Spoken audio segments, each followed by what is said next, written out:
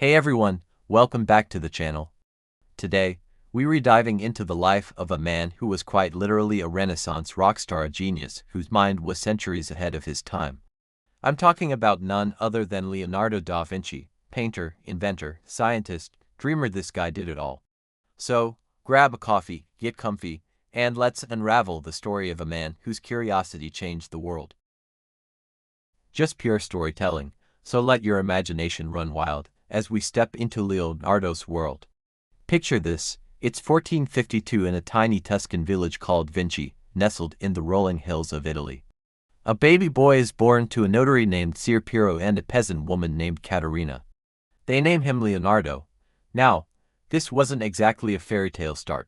Leonardo was born out of wedlock, which, in 15th century Italy, carried a bit of a stigma. But that didn't stop him. From a young age, Leonardo's mind was like a sponge, soaking up everything around him: nature, art, mechanics, you name it. His father recognized his talent early and, at around 14, sent him to Florence to apprentice with Andrea del Verrocchio, one of the best artists of the day. Florence in the 1470s was like the Silicon Valley of the Renaissance, buzzing with ideas, art, and innovation. Imagine young Leonardo, wide-eyed, sketching away in Verrocchio's workshop, surrounded by paints, sculptures, and the hum of creative energy. He wasn't just learning to paint, he was dissecting the world around him. Legend has it that Leonardo's skill was so jaw-dropping that when he painted an angel in Verrocchio's Baptism of Christ, his teacher was so blown away he swore he'd never paint again. True or not, that story gives you a sense of Leonardo's raw talent. Now, let's talk about what made Leonardo so special. He wasn't just an artist, he was a polymath, a guy who could do anything. Let's start with his art, because, well, who hasn't heard of the Mona Lisa? Painted in the early 1500s, this portrait of a woman with that enigmatic smile has become the most famous painting in the world. But here's the thing, it's not just her smile that's mysterious. Leonardo used a technique called sfumato, this soft, smoky blending of colors that makes her look so lifelike, like she's about to turn and talk to you. He spent years tweaking that painting, never quite calling it finished. That's classic Leonardo, always chasing perfection. And then there's the Last Supper, painted in the late 1490s on a monastery wall in Milan. Imagine a massive mural capturing the moment Jesus announces one of his disciples will betray him. Leonardo didn't just paint a scene, he captured raw human emotion: shock, guilt, confusion, all in the faces and gestures of the figures. Fun fact, he didn't use traditional fresco techniques, which caused the painting to deteriorate over time. But even today, its power is undeniable.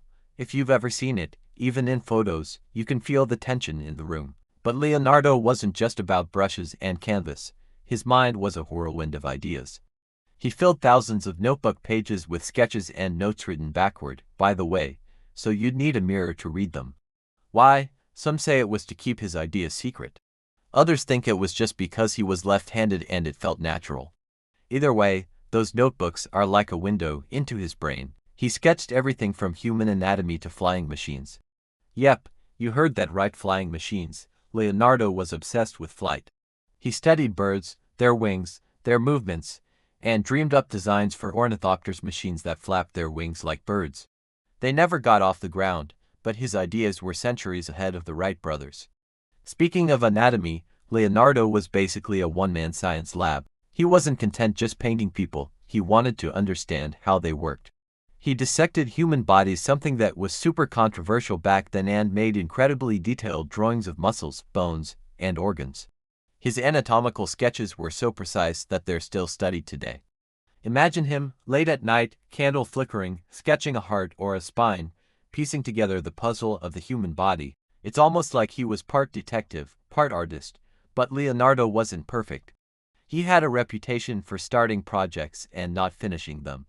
He'd get bored or distracted by a new idea, leaving patrons frustrated.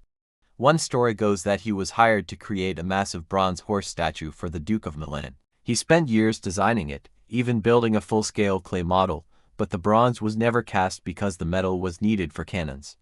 Typical Leonardo: big dreams, but not always the follow-through. Let's zoom out for a second and talk about his personality. Leonardo was charming, witty, and apparently pretty good-looking. He loved animals, was a vegetarian super rare for his time and reportedly bought caged birds just to set them free. But he was also a bit of a loner, always lost in his thoughts. He moved around a lot: Florence, Milan, Venice, even France, where he spent his final years under the patronage of King Francis I. They say the king was so fond of Leonardo that he held him in his arms as he died in 1519. Romantic? Maybe, but it speaks to the kind of impact Leonardo had on people. So, what's his legacy? Leonardo da Vinci wasn't just a man. He was a symbol of what humans can achieve when curiosity and creativity collide. He didn't just paint masterpieces, he pushed the boundaries of art, science, and engineering. His notebooks, filled with ideas for tanks, helicopters, and even scuba gear, show a mind that refused to be boxed in. He once said, "Learning never exhausts the mind."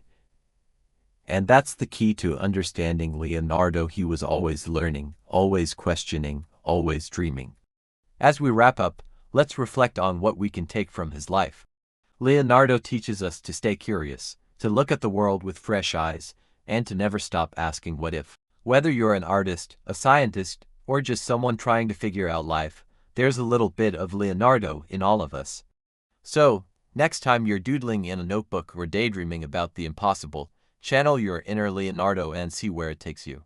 Thanks for joining me on this journey through the life of Leonardo da Vinci. If you loved this deep dive, hit that like button, subscribe, and let me know in the comments what's your favorite Leonardo painting or invention. Or maybe there's another historical figure you want me to cover next. Until then, keep dreaming big, and I'll see you in the next video.